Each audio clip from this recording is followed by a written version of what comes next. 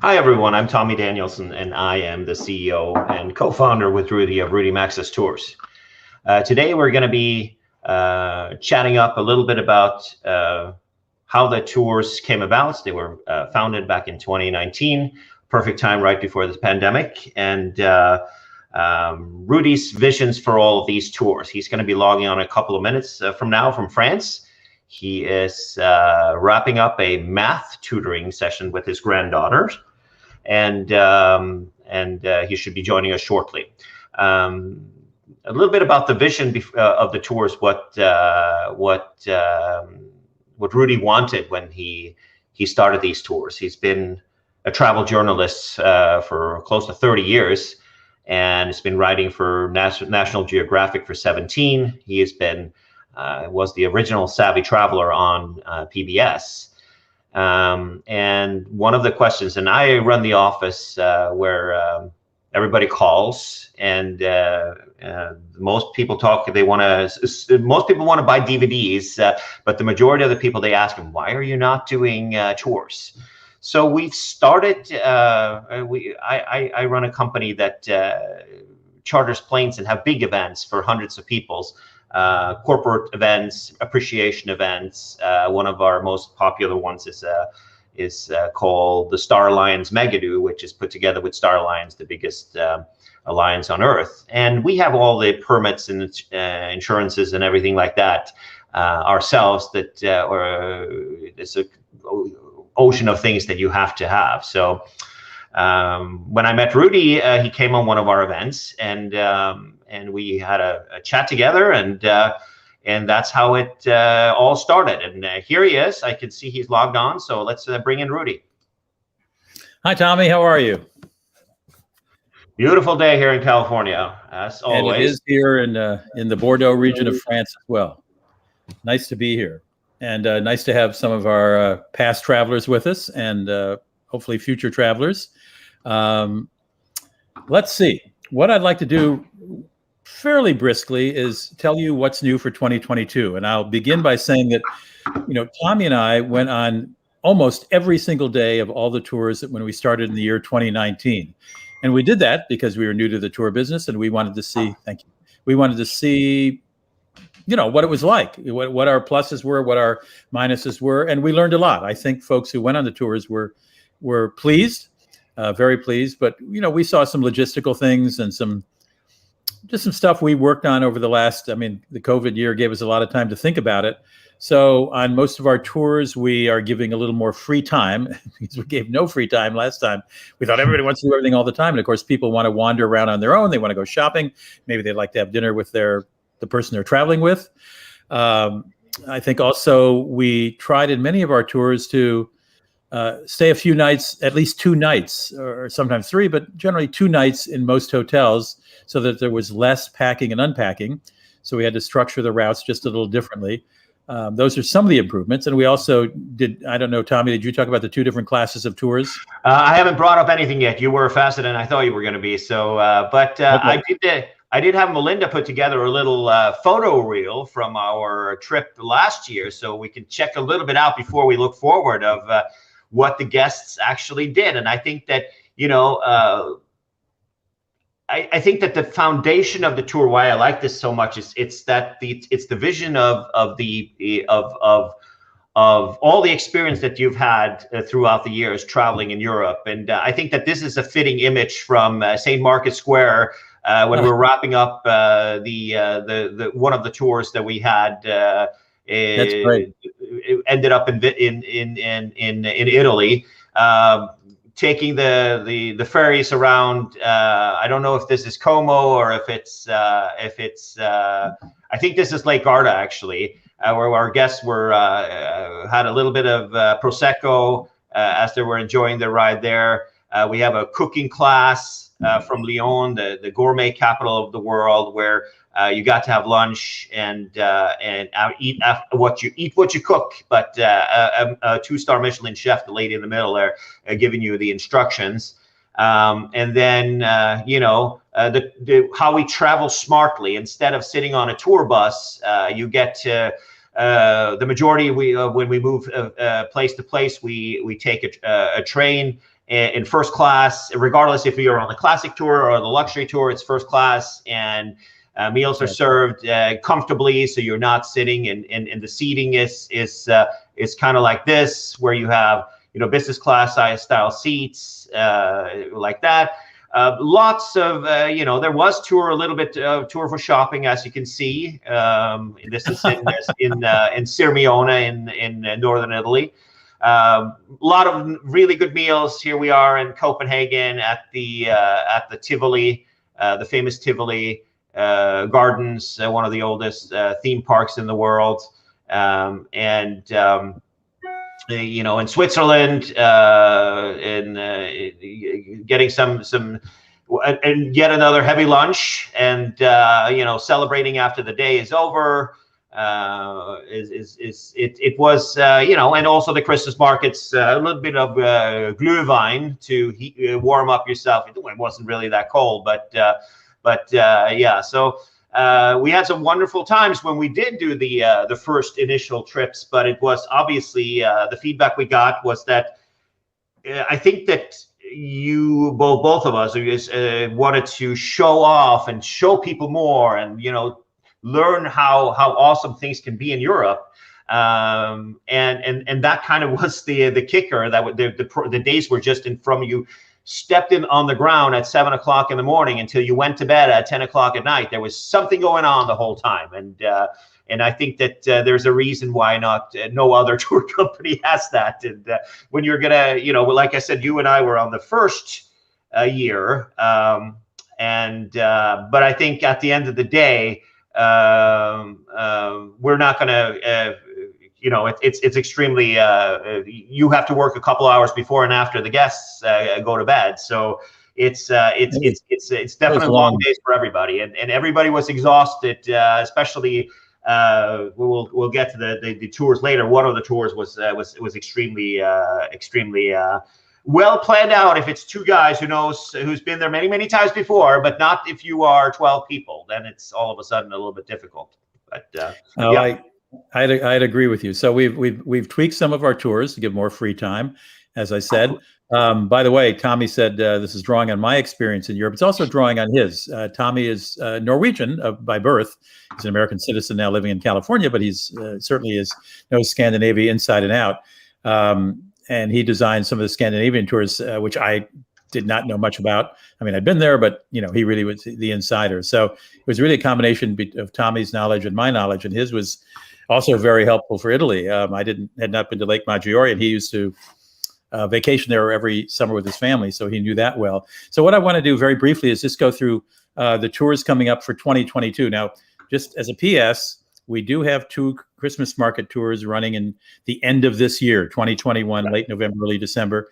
We have, I think we only have like 3 or 4 openings for people.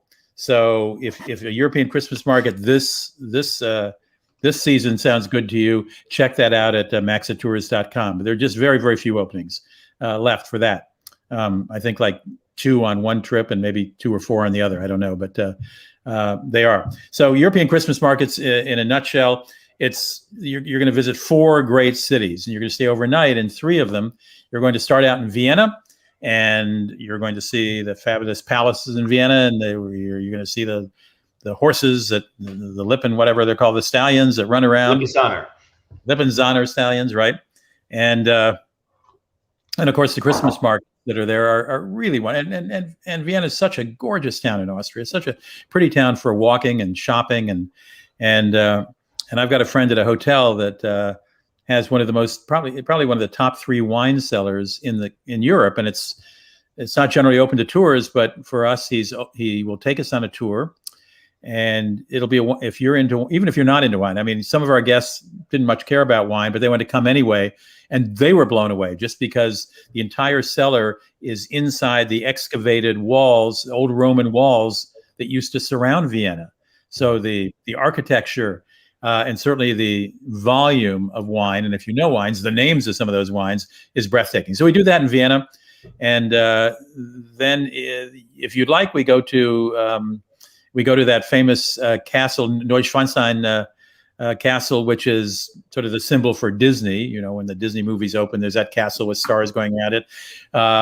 And again, we arrange that ahead of time, which is very hard to do. Most people have to go there and stand in line and hope they can get a ticket. We will arrange that. So when you get there, you go up, and if it's a long walk up, if it's been snowing, you'll go up in a sleigh, I guess. Is that right? Did you go up in a sleigh? Actually, yeah, I went up to Neuschwanstein with the guests, and it's funny because it's like they don't want you to come in the winter. Right. There's a lot of warnings, and it is true that you have to be there early. It involves a lot of logistics if you don't have connections. I mean, we're not the only tour in the world that offers Neuschwanstein, but for the first year, we were having logistical issues making it happen, and also because we're moving from one location to the next. It happens after we're done in Munich. We end up in Zurich at the end of the day. But we were able to make an agreement with the Le Méridien, which is the 5-star hotel in Munich, where we're staying. Sort of a business hotel more than a leisure hotel, but it's all about the location there. And they have a guy that lives in Neuschwanstein and goes up and gets tickets for us in the morning so we can have breakfast. So that's a great thing, and it worked great. And now we're going to be doing it hardcore, and it's beautiful there. I put a picture from one of the brochures that we have. There it is. And it's fascinating stuff, and you have lunch right down. I don't know if we have any of the guests who went there last year, but we have lunch right below the castle. There's a really nice little restaurant, and you don't walk up the hill. You take the horse and buggy. It goes year round unless there's storms and things. It's a long hill. I mean, it's a 1.5 mile hill up there, and it's not a good start if you're not extremely fit. The horse and buggy is good. Yeah, and we spend a day in Salzburg before we leave Austria. Then we go to Munich, which has got an incredible Christmas market.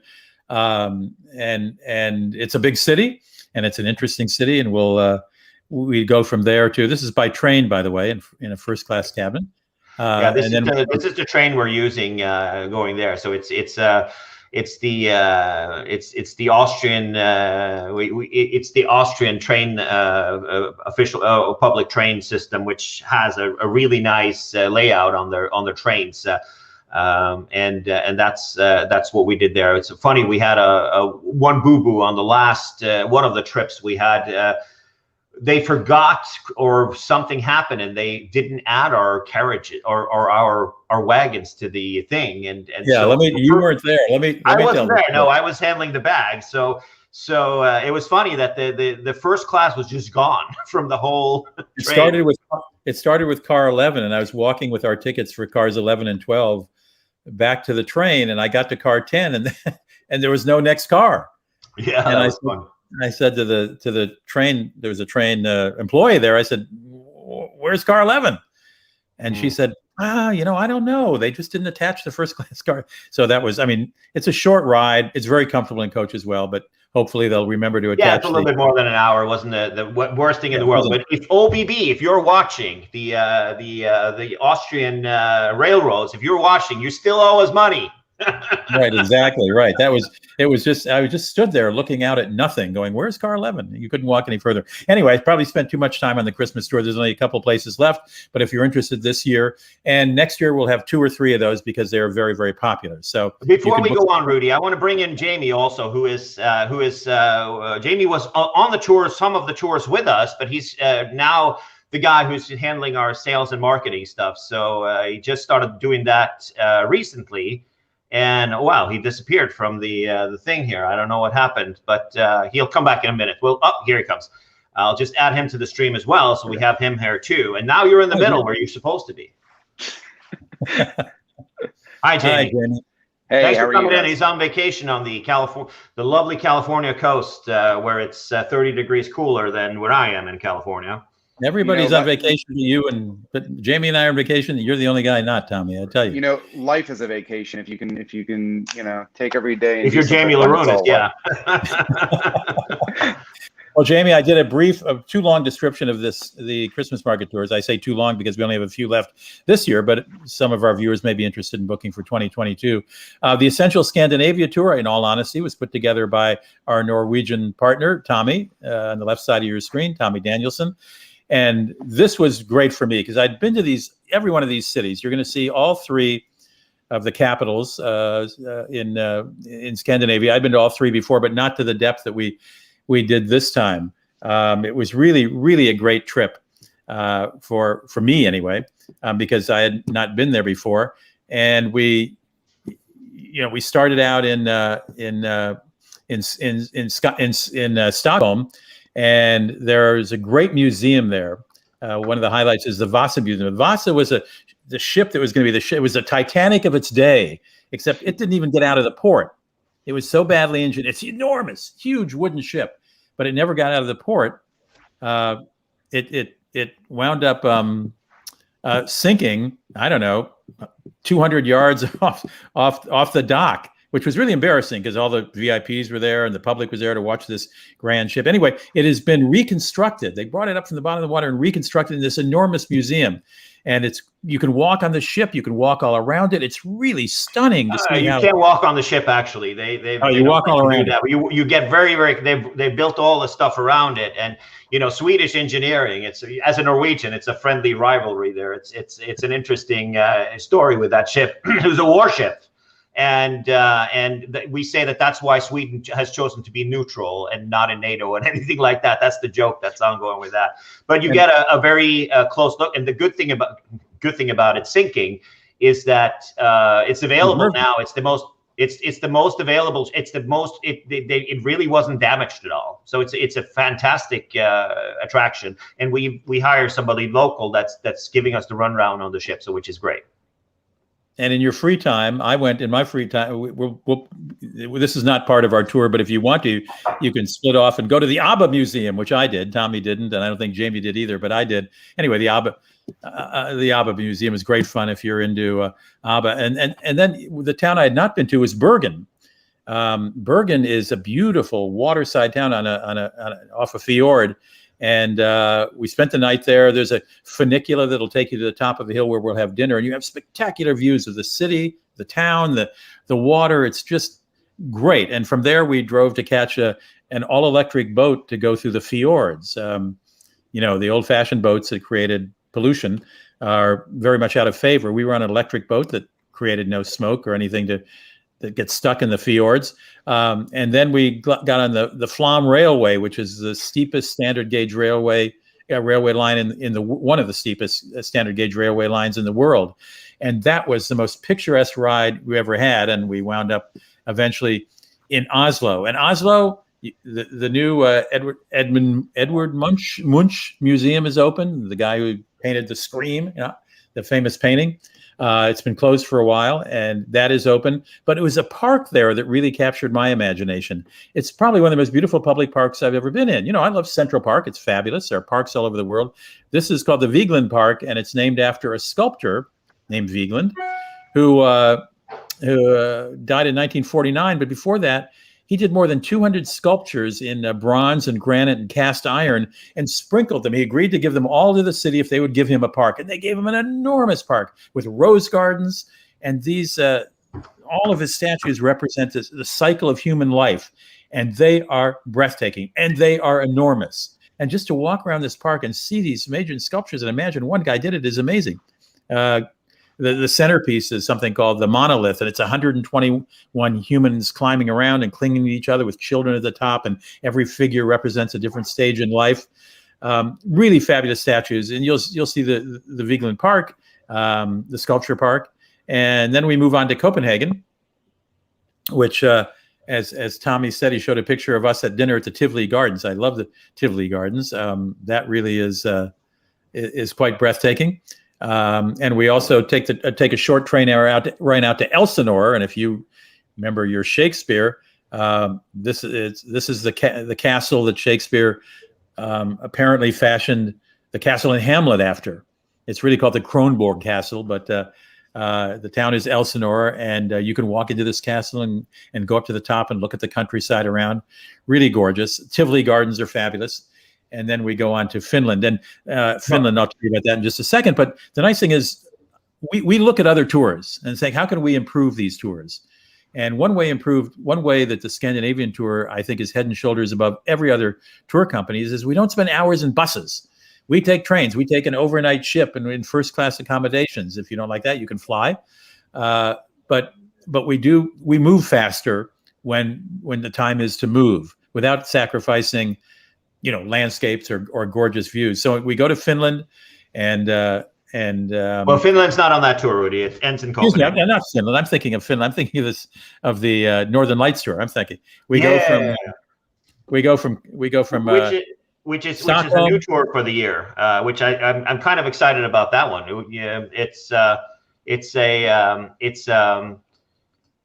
There's been a lot of it's a little bit challenging to do the Northern Lights on your own, and people are saying, oh, go to Alaska, go to Canada, and all that kind of stuff. But the best viewing is, as we all know, is in Scandinavia. So so I think that was a lot of people who were on the Scandinavian tour. They were asking, or we've gotten 3 requests asking about the Northern Lights. So I think that's an interesting new thing that we're doing. And of course, it can't be in the summer. It's in November of 2022.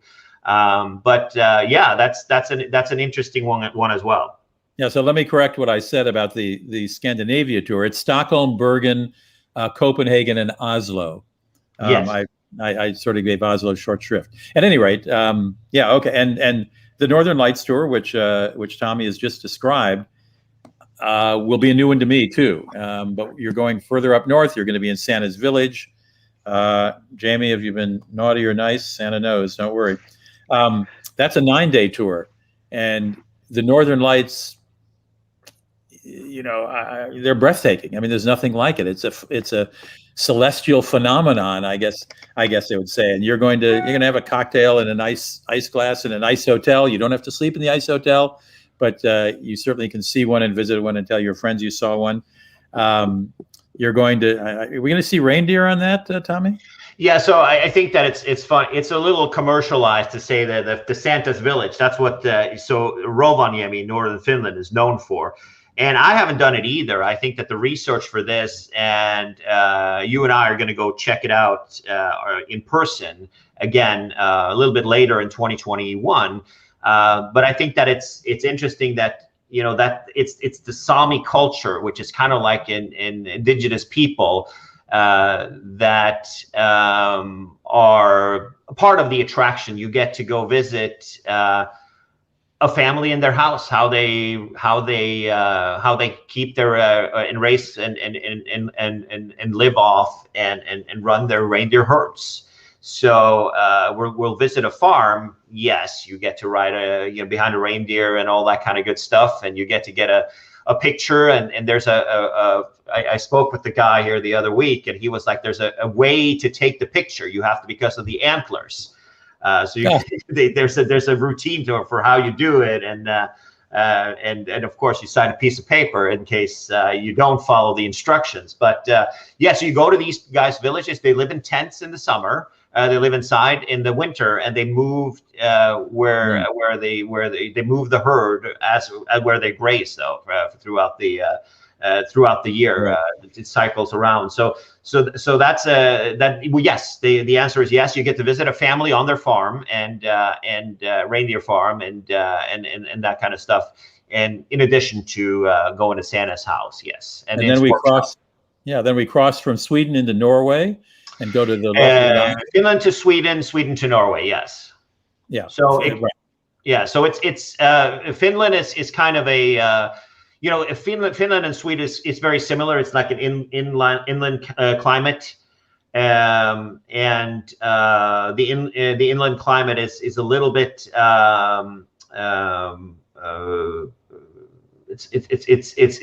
it's colder in the little than it is on the coast. In Norway, it's more. You're coming into Lofoten, which is kind of Narvik first, a famous little town where the longest battle of the Second World War, beginning of the Second World War, happened, where the Germans took over 3 months to beat the Norwegians and the Allies, while the rest of Europe was over in about 2 minutes. So that's what that town is known for. We take the train there from Kiruna, which is a great way to see the landscape. You go over a mountain pass, and obviously that's where we go skiing, where I used to grow up. and then we go to Lofoten, which are the famous islands where we have our friend Andy. Andy Luton was out there taking photos of the Northern Lights, and some spectacular photos that I didn't bring anyone with us, but it's a great place to see the Northern Lights. Very little light pollution, right? Because there's not a lot of population there, so it's perfect conditions to see them. You know, of course, weather permitting. And it's where they have the World Championship of cod fishing is in the town we're going to be staying in, Svolvær. And after we're done there, we take the Hurtigruten, which is the famous Norwegian coastal ship that stops at all. It used to be the mail ship. The mail ship. Where people could go from town to town, and now it's a more luxurious than that. And speaking from experience from last year, you can fly if you. We had some rough weathers, and it was unbelievable unlucky that we had rough weather on one of the passings from Oslo to Copenhagen, and some of our guests actually got it was pretty rough. I mean, some opted to take a flight, and you can do that here too if you want, but it's mostly inside, inside the fjords where we take that ship for a little bit less than 24 hours. And we end up in Tromsø, which is the world's northernmost university town, with about 70,000 people. And you can, and that's also a ship that we rent that goes out on the fjords, which turns off all the lights for perfect viewing of out very far away from the I sea. I can't wait. I know we're going a little long here. Let me run through. Let me introduce you to probably our most special new tour, which is a 15-day tour. The longest tour we have. It's a 15-day tour, and I'm going to be with you all those 15 days. Oh my goodness! I know. Oh, two weeks of Rudy. Is there anything better than that? Yeah, there is. We're going to start in Scotland, although there is you can start 3 days earlier in London if you like, and I'll be there to show you around London. But the tour officially starts in Scotland, and we'll visit the Isle of Skye. We'll go to Glasgow, and then on to Ireland, and then to Dublin. Dublin is one of the world's. I like Glasgow because I love that the castle there is phenomenal. And then we go to Dublin, which is one rollicking city. You've probably heard of Temple Bar. That's a neighborhood in Dublin. You probably heard of the famous Book of Kells, the illustrated Bible that is on display there at the university in Dublin. So we'll have a couple of days in Dublin, which is very, very nice. The National Gallery of Scotland, the Trinity College, by the way, the Trinity College Library is where the Book of Kells is. And we'll visit the Irish Whiskey Museum. We'll go to Guinness puts on a heck of a brewery tour. They show you how to pull Guinness properly, so the head is exactly right on the beer. You'll obviously be able to drink the beer there. And after Dublin, we'll fly to Milan. It's only about a 2-hour flight, and we'll wind up having lunch on Lake Maggiore, which is where you'll spend two nights. And the Italian lakes like Lake Como and Lake Maggiore are just stunning. We'll visit 3 of the magnificent Borromeo Islands, and they have the subtropical parks there. We will then after a couple nights, we'll leave the lake and go into Milan, and in the center of town is the famous Duomo, and right next to it is an architecturally incredible shopping center. You won't believe it's a shopping center. It's just beautifully done. And we'll see the Last Supper, the Leonardo da Vinci painting, The Last Supper. And then we'll take a quick intercity express train to the Italian Riviera, where we'll stay in San Margherita Liguri. We'll get there just in time for dinner.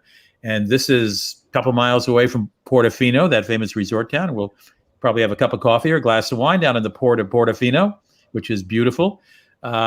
We will go out into an island where I haven't been, the village of San Frutuoso, where we're going to have lunch. And you can even snorkel there if you'd like.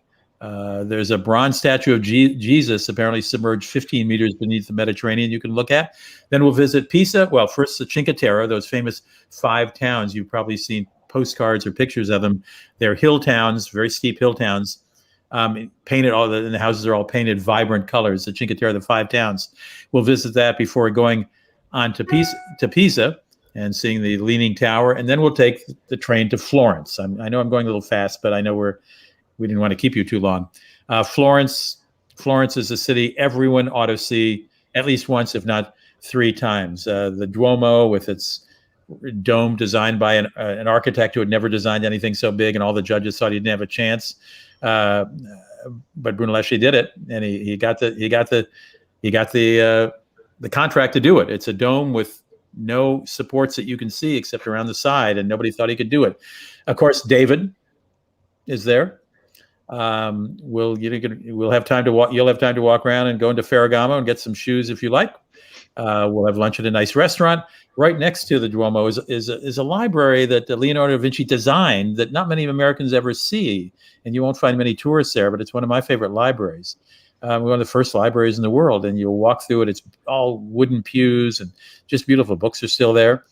I'll have a Tuscan dinner with Florentine steak, which is their specialty there. Then we'll go to fast train to Rome, and we'll do the special stuff in Rome, the Colosseum, the Pantheon, and all this. Again, Rome, one of the great cities of the world too. And as I say, you can begin with a 3-night pre-tour that has an extra charge, but the 15-day tour is going to be one I'll be on with you the whole time. I will not be on most of the other tours. I was 2 summers ago, and that was one exhausting thing. Plus, everybody wanted to do everything Rudy wanted to do, and I want you to get out and see it yourself. What else we got? We got the Tommy. We've got the definitive Italy trip. Is also, if you want all Italy, do definitive Italy.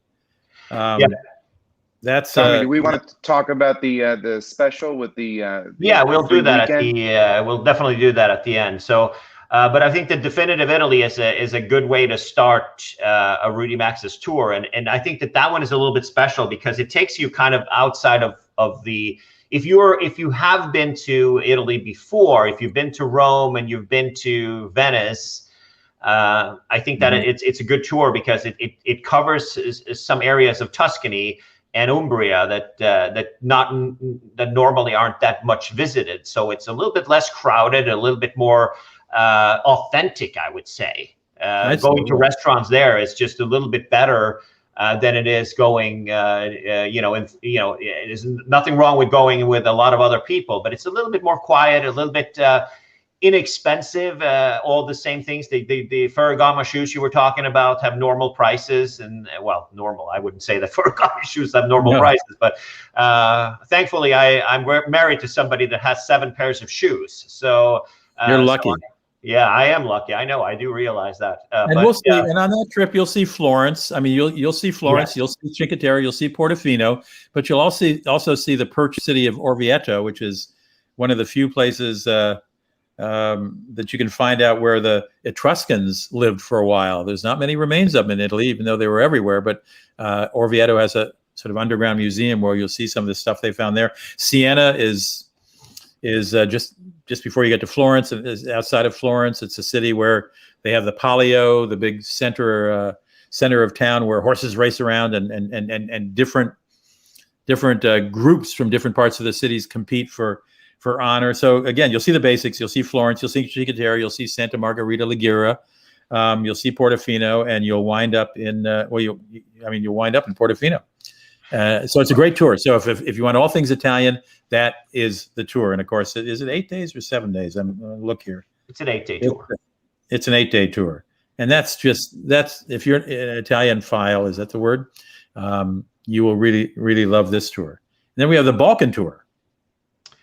The Baltics, yes. Baltics, and the Baltics, and you advanced that one, Tommy. So I did. I'd been there before for work, but I haven't done it as a tourist. Finland, I've done a lot. I absolutely love Finland. It's such an exciting country that nobody ever thinks about, to be honest with you. And I did the advance there back in 2019 between the what the area is known for is for being part of Eastern Europe back in the day, but they are slowly adapting. One country more than the other two are kind of moving into to being there's a lot of history and a lot of things to see that's now accessible while staying comfortably. That's a luxury tour. So we start in Lithuania and Vilnius. Lithuania, and we started in oh my goodness, Vilnius, the capital there, which is a lot of history, and it's to me it's the most kind of still authentic Eastern European style tour. But there's a lot of history that's much older than the recent dark history up until the early 90s. Outside of town, and we also get to see the KGB museum. Was quite the eye opener that they've kept intact. It was like a feared building downtown that is now open to the public, and they've left it intact to see what happened, and kind of redoing. You don't have to go there, but it's kind of an eye opener. Is that the one that's underneath an old folks' home? No. That's outside of Riga, the next country in Latvia. Right. I love that. That's another thing that we just it really wasn't on the books for, and I found that fascinating too. Of course, you have the regular things that you do in Riga. Riga is a bustling city and with great restaurants and a great location, easy to fly to and stuff like that. But outside of town, I would say we drove for maybe half an hour, 45 minutes outside of town. You drive into the sleepy little town, and we walked. We were looking for this. It was it's a bunker, a nuclear bunker or a command bunker, and they put those outside of that town because they thought that we would bomb their cities if we were to attack Russia or whatever, or the Soviet Union back then. And it's, you drive in and you park your car, and it's still to this day. So they built it at night so we couldn't be seen by satellites or by our spy planes, the U-2s and other planes like that. So they built during the night and built an old person's or retirement home on top. So you walk in, and then we drove up and we parked. Until this day, there's a retirement home, and there was a couple of guys sitting outside, having a drink with their walkers and waving to you when you got in there and stuff. And you walk in, you have the nurses station on the left, and then you have the museum door on the right. So it was fascinating stuff. And you walk down what looks like regular stairs.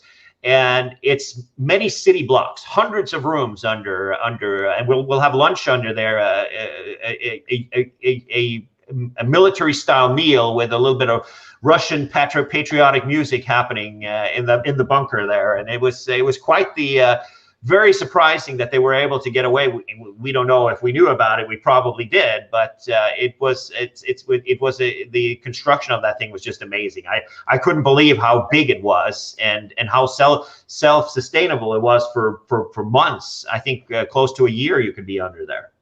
And what I like about this tour, Tommy, you told me, I've only been to the last city, which is Tallinn in Estonia, but that the distances between Vilnius and Vilnius and Riga and then Tallinn, they're relatively short distances. Very short, and also for the and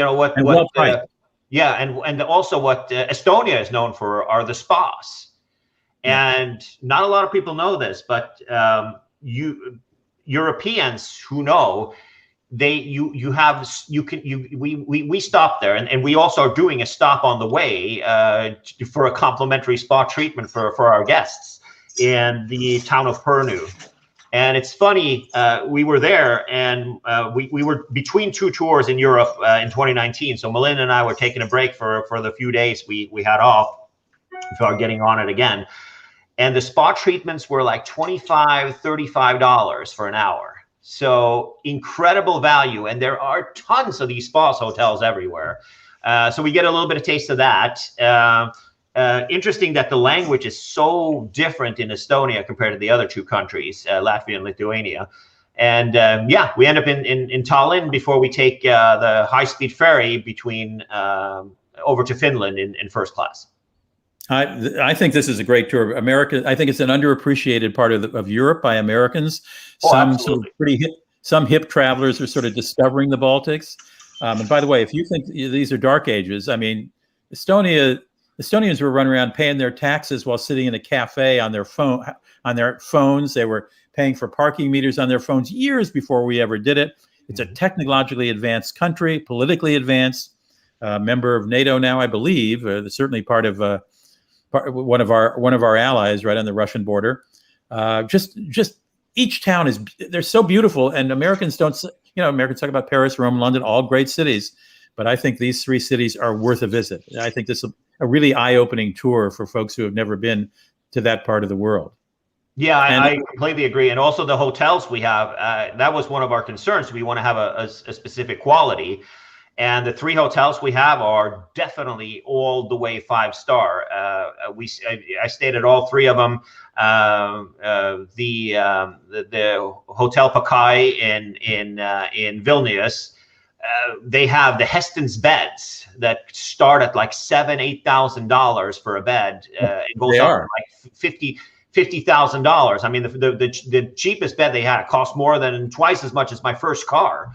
And so it's definitely high quality. They have a chef that makes you comes over to your table at breakfast and offers you what he can make you in addition to the buffet. And it was really good. The air conditioning was good, and we also stayed at the Grand Hotel in Riga, which is a leading hotel of the world.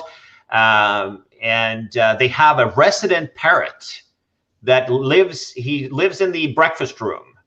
And if you were lucky, well, actually it happened both days, nights we were there. He flies around the room. He doesn't land on the tables. He's trained enough not to do that. But he sits on his little perch, and then he just flies around the room and lands on various things. It's fascinating stuff, and very high quality. Also made to order stuff. And in Estonia, we are at the Autograph Collection. It's a Marriott hotel, 5-star. The Telegraph is what it's called. Also a great hotel. And of course, in Finland, you can't go wrong at Hotel Kemp, which is a legendary hotel that's been around since 1887. Used to be a Starwood hotel. Unfortunately, they lost that property. It's a leading hotel now, but it was definitely a destination. It's in itself. It's so that tour I definitely recommend it. It's a very very nice tour for sure. And can I say generally that our hotels and the restaurants we eat in are at least equivalent to or better than tours that cost 80% more than ours do, because we have combed over the competition and thought these are pretty high profit margins. We can take a profit margin and still provide this kind of luxury. Yeah. The last tour is a sort of survey tour of it's called Essential Italy, Switzerland, and France. And we begin in Venice. Now, if you're one of our travelers from last time, this tour started in Paris and wound up in Venice. We thought logistically and time-wise and to be a more leisurely trip, we would reverse it and start in Venice and wind up in Paris. So I don't think I need to describe Venice to you. Everybody knows what Venice looks like. I did note, as we're talking today on July 15th of 2021, that yesterday Rome has said they're going to outlaw any large cruise ships into the main canals of Venice because they were destroying the foundations. Venice is a city entirely built on old wooden posts, and it's sinking, and those cruise ships don't help. So sorry, I diverged for just a moment, but we hope Venice will be with us a lot longer than it might have been otherwise. But Venice, I don't need to describe to you. We'll go from there to Lake Como in Italy, one of the most beautiful lakes. What's that guy's name that does the Nespresso ads, Jamie, who lives there? The actor? I don't know. Yeah, the good-looking George guy. Clooney. George Clooney. George Clooney's house is there. I wanted to get George to invite us to lunch, but that didn't work. But don't worry, we'll eat well. Nonetheless, we go to Lausanne. We go to the top of Europe, which is up high in a mountain in Switzerland, and stay in a gorgeous Swiss chalet hotel run by a family that was certainly happy to see us 2 years ago. I think we behaved ourselves. They'll be happy to see us again. And we go through Burgundy wine country in Beaune. We have a beautiful hotel there, and we'll do some really major tasting of Burgundies. I'm a Burgundy guy, so we'll go to a couple of special places that most visitors don't go to. And we'll wind up, Beaune is only a couple hour drive to Paris. We'll go by train, I believe, don't we, Tommy, to Paris? Yeah, we're taking the high-speed train. It's an hour faster and a lot more comfortable. And we'll wind up in Paris. You'll have some free time there, and we'll do Parisian things. Again, I don't think I need to describe to you Paris any more than I need to describe you Venice, but to tell you that there's a reason they're among the world's greatest cities. So I invite you to join us. I mean, I just think I've had friends. My brother went on my last tour, and I didn't sell him. He just went on. He wanted to go, and even though I was there with him, he enjoyed the tour. And he's my little brother, who I picked on all the time. But I certainly recommend these tours to friends, and some of my friends have signed up last year, and I know they're signing up for 2022 as well. And love to have you join us. We had just a lovely group of people in 2019, and we're looking forward to doing the same in 2022. Jamie, do you have I understand you have a deal that I don't even know about. What is it? Tell us about it. Dinner with Rudy. No. So what we're at doing your house. for our tours, at your house, Rudy. Prepare your guest room. So what we're doing for next year is we're offering anybody that purchases a 2022 tour, basically a travel now, travel later type of package. So we know the world is kind of in flux right now. Things are starting to reopen. Maybe it's not the greatest time to go to Europe, next week type of a thing. But people are antsy to get out, right? They want to go travel. They want to hop on a plane. They want to stay in a hotel. And so we know that's kind of there. And so what we're doing is we're offering something really unique that really no one else is offering. So we're offering the opportunity for folks that get a 2022 tour to travel this fall to one of 3 destinations, either Napa, just outside of San Diego, and also Scottsdale, right outside of Phoenix. And so what we're doing is we're offering 2 nights at a luxury hotel in each one of those cities. In Napa, it's the Andaz Napa. Right outside of San Diego, it is the Park Hyatt. And then also in Scottsdale, it's the Venetian. And so you'll have a weekend there on us. You'll get breakfast. You'll get a nice room.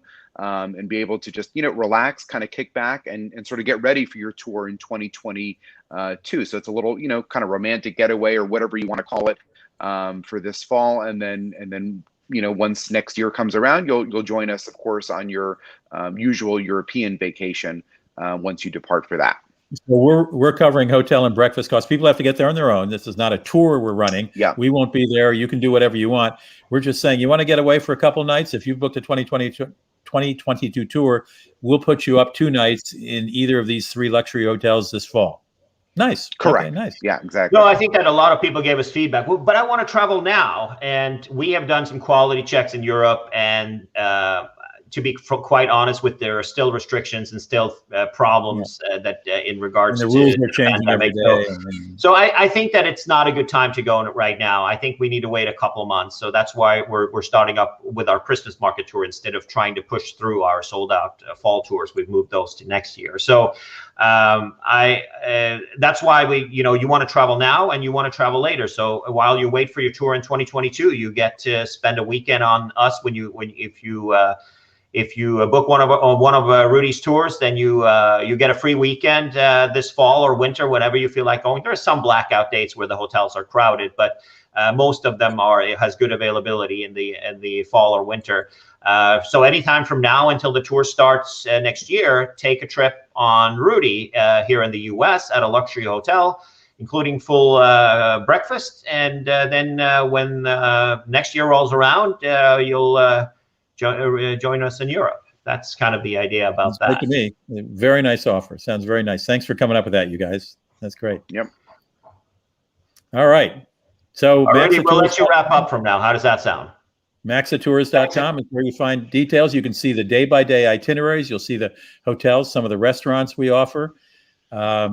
And if you go down to the bottom, you can sign up for my travel newsletter if you haven't already. Just put your first and last name in, and it comes out every 2 weeks. It's not selling you anything. It's my take on travel during that week, and a lot of gossipy travel news, deals, how to maximize frequent flyer miles, new airline routes. Just sign up, and you get it free every 2 weeks.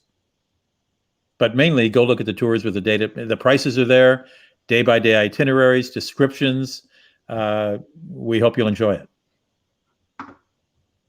Okay. Thanks, everyone. Thanks, Tommy. Thanks, everyone. Thanks, Jamie. Thanks, guys. Cheers. Yep.